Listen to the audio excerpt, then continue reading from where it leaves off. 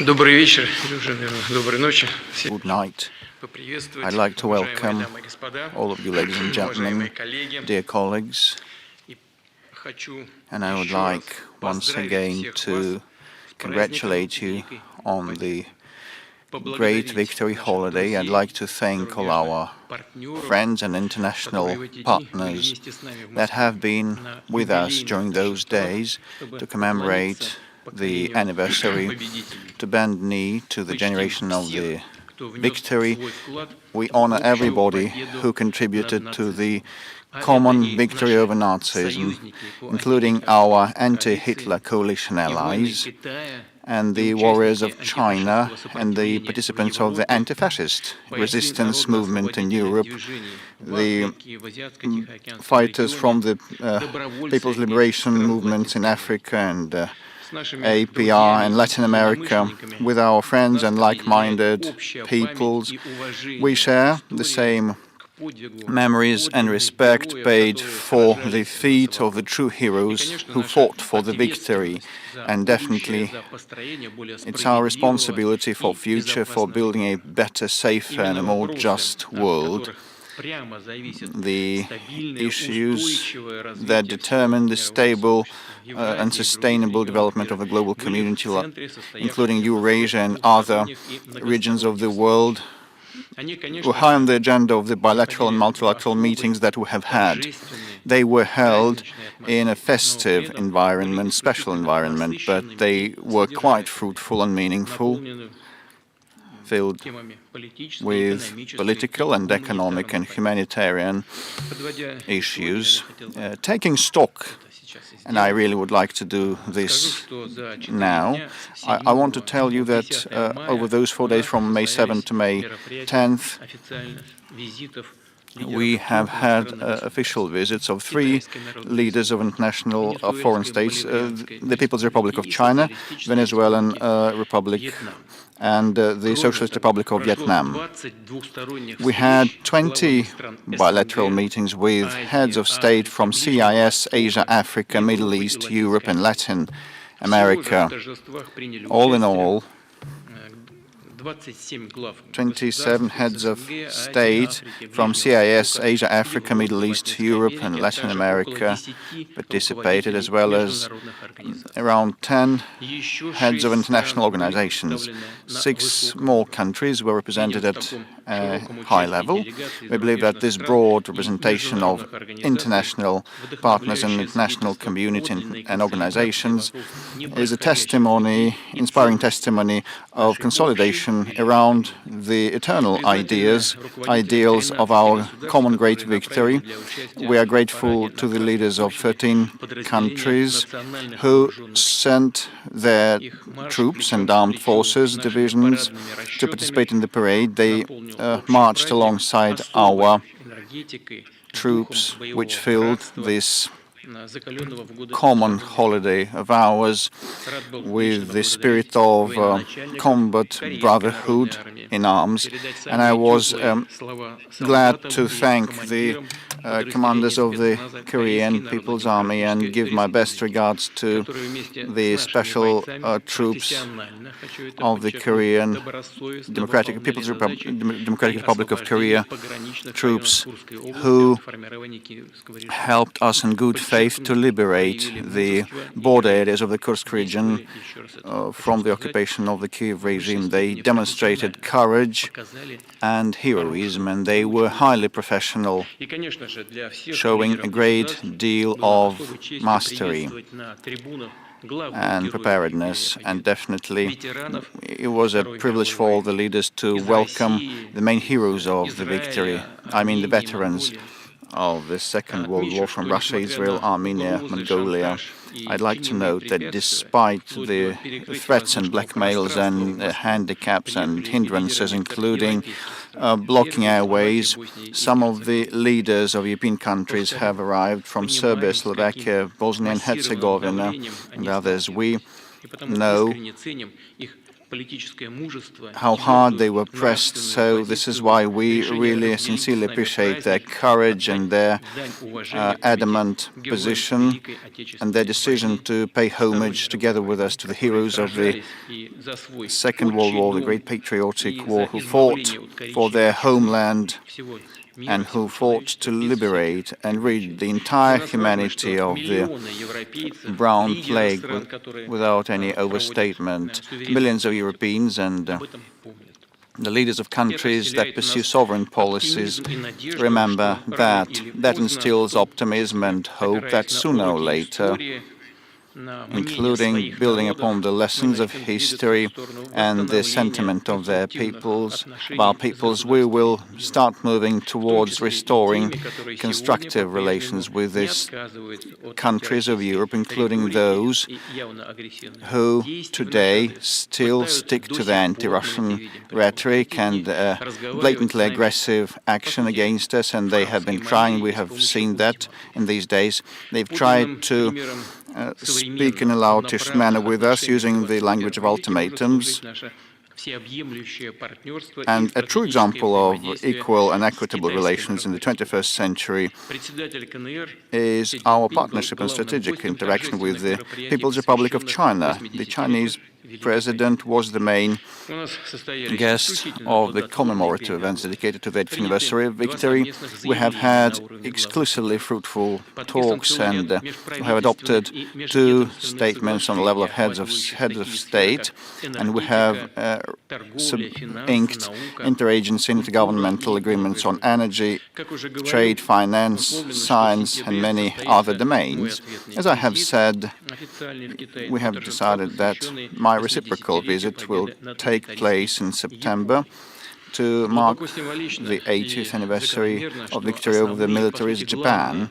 It's quite symbolic and natural that the main commemorative events dedicated to the 80th anniversary since the end of the World War will be held in Moscow and Beijing, the capitals of the countries whose peoples went through trials and tribulations and paid the highest price in the name of our common victory.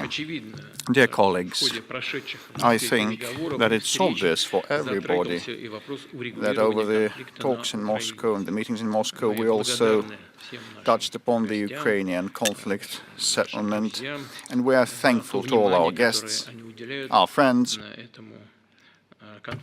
for the attention they have been paying to this conflict and for the efforts pursued and exerted by them to finalize this conflict. So I believe in this respect to stop on these topics separately. In this respect, I'd like to say that it's well known that Russia previously set forth initiatives to cease fire, but those initiatives were sabotaged by the Ukrainian side. So, for example, the Kyiv regime blatantly violated the 30 days moratorium on energy facilities from the 18th of March to the 17th of April, and that moratorium was proclaimed in conformity with the accord reached by President Donald Trump and myself, and the Easter ceasefire initiated by Russia was violated by them either. There were around 5,000 violations on the part of the Ukrainians. Still, during the celebration of the Victory Day, and we believe this to be a sacred holiday, like 27 million lives were claimed. So, and for this sacred holiday, we also proclaimed a 3rd ceasefire. And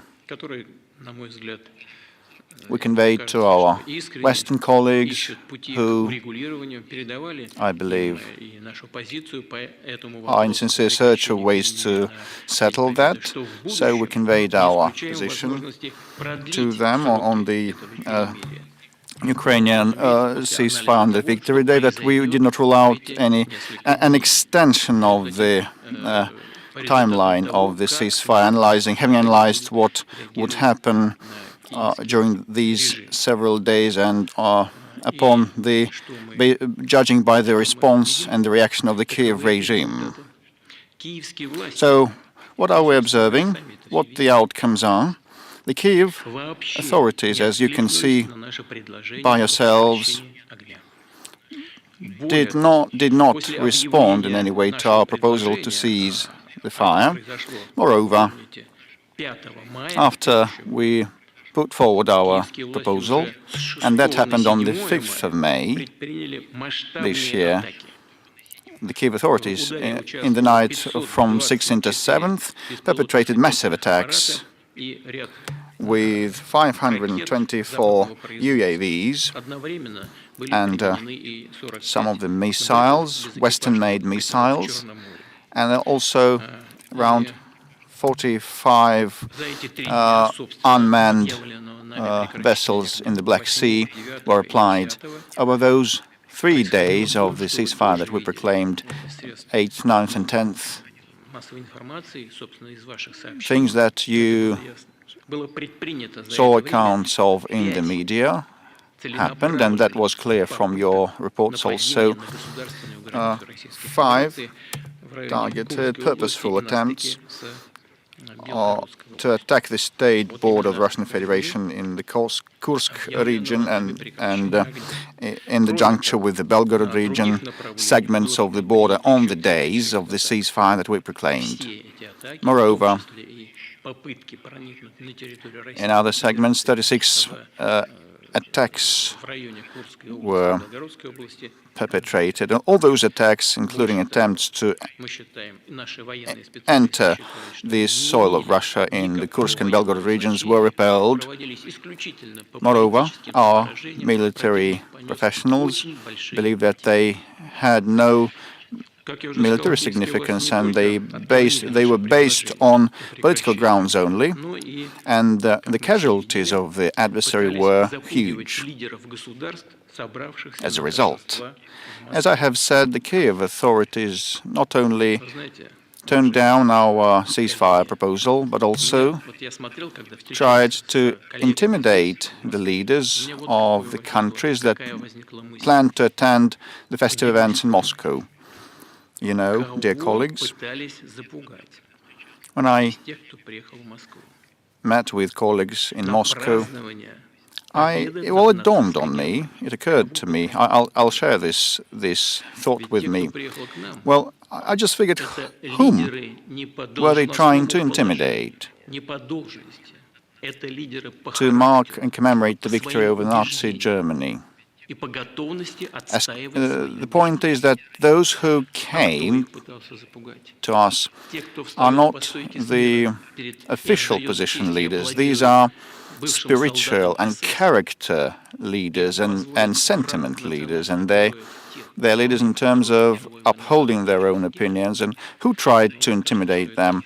Who would snap the salute to the former SS soldiers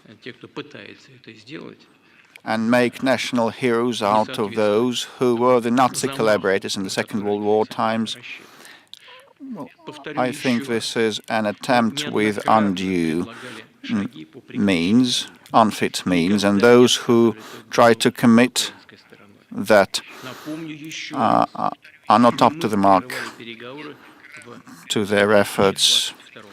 I repeat, on many occasions, we proposed to cease fire and never declined to dialogue with the Ukrainian party. Let me also remind you that it wasn't us who suspended or stopped talks in 2022.